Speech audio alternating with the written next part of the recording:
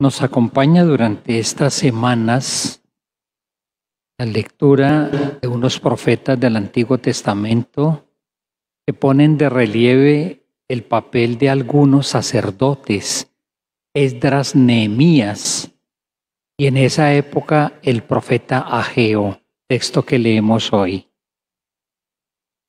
El contexto es el regreso del pueblo o de lo que quedó del pueblo, que en un momento fue llevado al exilio y al destierro.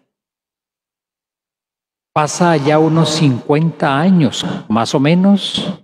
Muchos mueren allá. Los que sobreviven viven con el anhelo del regreso a la tierra. Pero el exilio, la partida fue traumática porque destruyeron la ciudad y destruyeron el templo. Y para ellos, para los judíos de esa época, el templo era importantísimo, el símbolo de la presencia del Señor. Hasta tal punto que destruido el templo, se podría casi pensar, el Señor nos abandonó. Leímos la semana pasada el texto que nos hizo pensar, que nos llamó la atención sobre la figura del rey, Ciro, rey de Persia, que se vuelve instrumento de la obra de Dios siendo un extranjero y que permite que el pueblo vuelva otra vez a su tierra. Y no solamente eso, sino que le ofrece la ayuda, incluso material, para que reconstruyan lo que se destruyó, el templo. Y en ese contexto tenemos nuestro profeta de hoy, profeta Ageo. Profeta Ageo que se encuentra con esta situación, muchos que no querían reconstruir el templo dedicado al Señor y que sin embargo tenían casas cómodas. Esa historia se repite siempre. Cuando David quiso construirle un templo al Señor, el primer templo, él mismo piensa, estoy viviendo en una casa espléndida, y el Señor vive en una tienda de campaña. Al Señor lo tiene sin cuidado eso. Lo que le importa es habitar con su pueblo. La invitación del profeta, reflexionen sobre su situación. Porque reflexionando sobre situación van a descubrir unas necesidades que ustedes tienen, grandísimas. Y ahí tendrán sencillamente que resolver el dilema.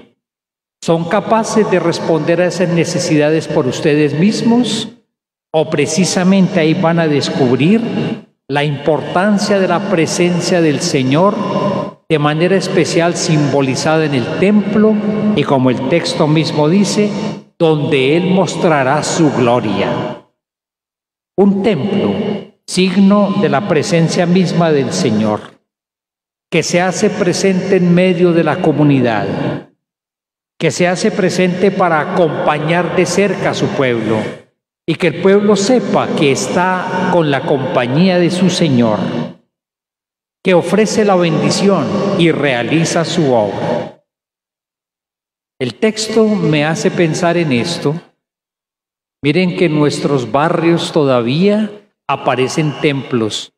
En nuestra diócesis tenemos unos magníficos, grandes, portentosos, bellísimos, otros más modestos, pero son un punto de referencia.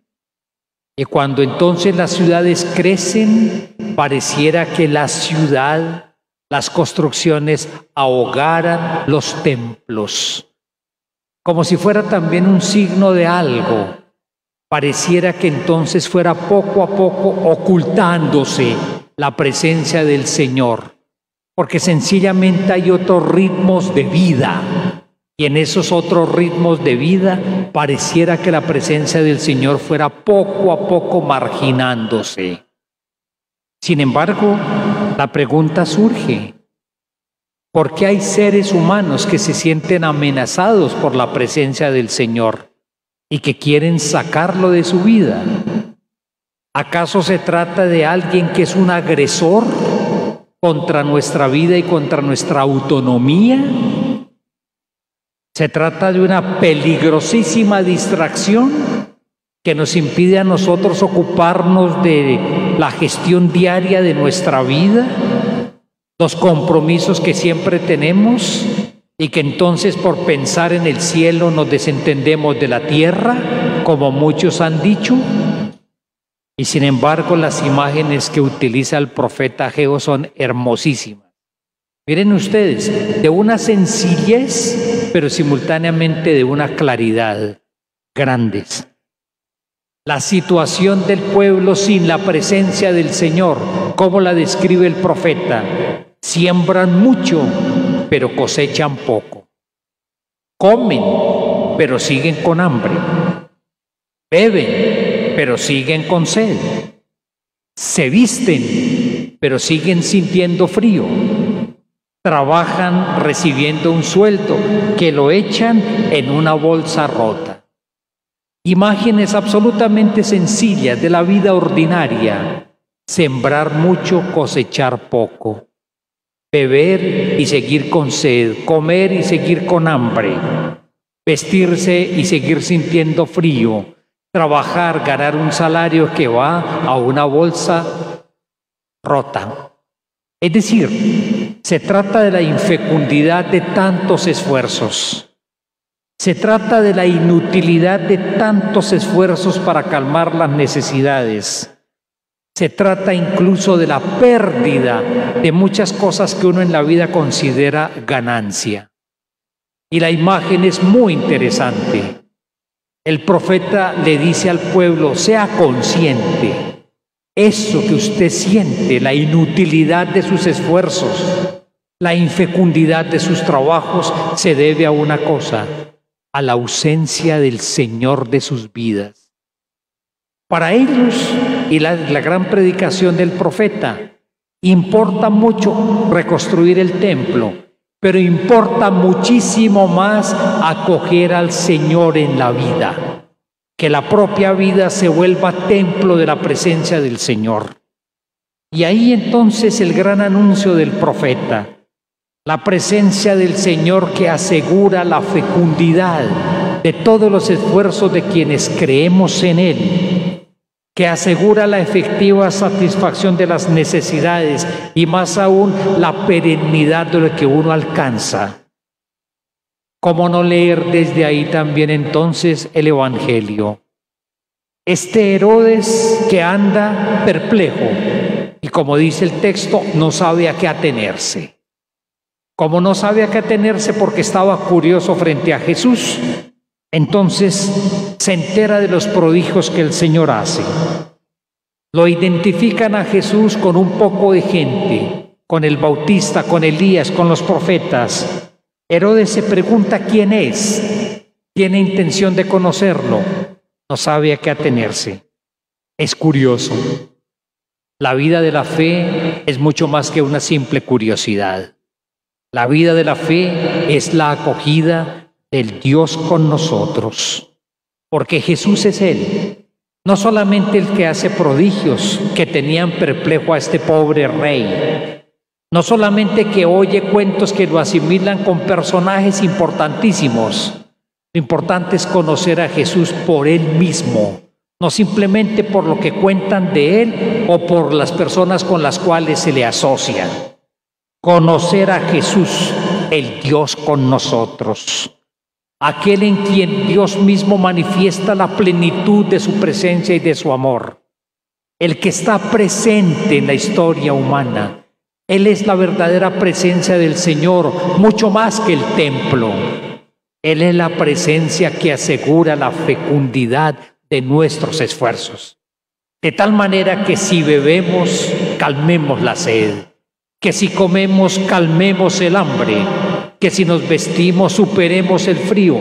Esas imágenes gráficas del profeta Ageo.